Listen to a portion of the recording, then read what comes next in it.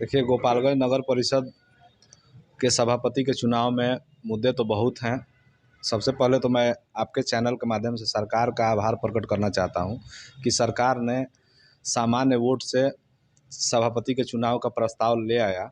यह एक ऐतिहासिक कदम है और इस निर्णय का स्वागत होना चाहिए। दूसरी बात है कि चुनाव के संदर्भ में तो मुद्दे बहुत हैं।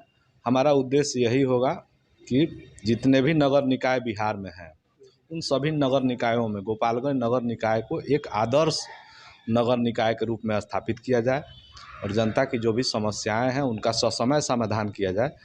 यही मुद्दा है। चुनाव से पहले तो सभी प्रत्याशी अपना मुद्दा विकास का ही रखते हैं जी। और देखा जाए तो वादे तो अनेक होते हैं, जी। लेकिन जनता जिस विश्वास उम्मीद के साथ उन्हें जिताती है, पता चलता है कि 5 साल के लिए वो वादे सपने अधूरे रह जाते हैं। जी, इस पे क्या कहना चाहेंगे? इस पे एक ही बात कहना है कि आप जब सामान्य वोट से चेयरमैन चुनेंगे तो चेयरमैन निश्चित रूप से जनता के प्रति जवाबदेह होगा, न कि सरकार और वार्ड के प्रति जवाबदेह होगा। और जब चेयरमैन जनता के प्रति जवाबदेह होगा तो उसकी जवाबदेही बनेगी कि हमने जनता से वादा करके इस पद पे आया हूँ, इसलिए निश्चित समय सीमा में इस वादा को पूरा किया जाए। और मुझे जो विश्वास है कि एक चेयरमैन, चूँकि नगर परिषद, जिला परिषद ये सब स्वायत्त इकाई है, इसे एक तरह से मान लिया जाए कि ये एक मिनी सरकार है और आप जब उसका चेयरमैन बनेंगे तो निश्चित रूप से आप वह सभी काम कर सकते हैं जिससे जनता के समस्याओं का समाधान हो जाए। तो गोपालगंज नगर परिषद के बारे में अगर हम बात करें तो पिछला 5 साल जो इस क्षेत्र का रहा है,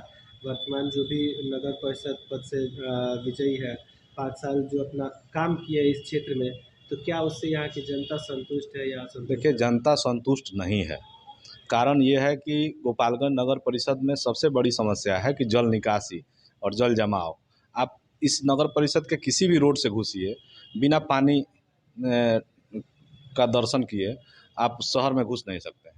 तो ऐसी स्थिति नहीं होनी चाहिए। और भौगोलिक रूप से हमारा जो नगर परिषद है गोपालगंज, वो बहुत बढ़िया है, इसलिए कि शहर के पूरब क्षेत्र से छाड़ी नदी गुजरती है और शहर के पश्चिम क्षेत्र से भी एक खाड़ गुजरती है।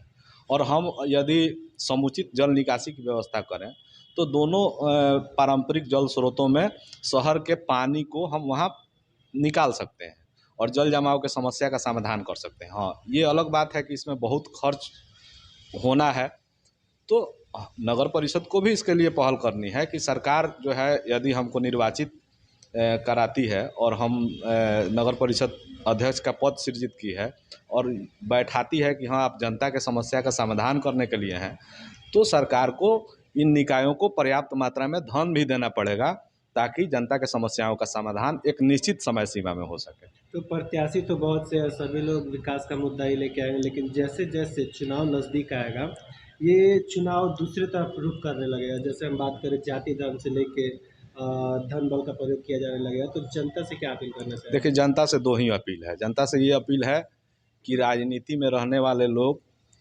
दो काम करते हैं, एक समीकरण बनाते हैं और एक समाज बनाते हैं। तो समाज बनाने वाले लोगों को आप चुनिए, निश्चित रूप से आपके हर समस्या का समाधान होगा।